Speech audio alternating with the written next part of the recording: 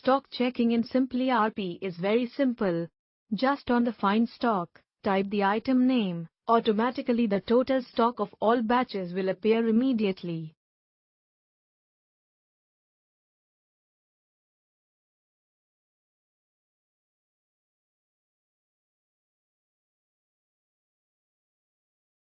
To view the complete stock, there is a stock in hand link. Just click that. It will show the complete stock.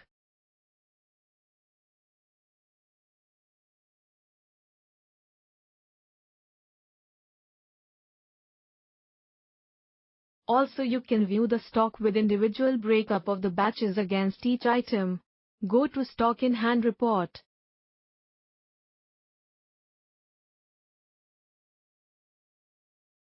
There it will also show the super unit with packing unit, secondary unit in grams on kg based on part weight.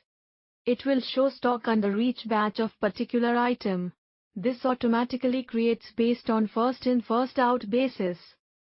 simpliRP is the easiest way to manage your inventories.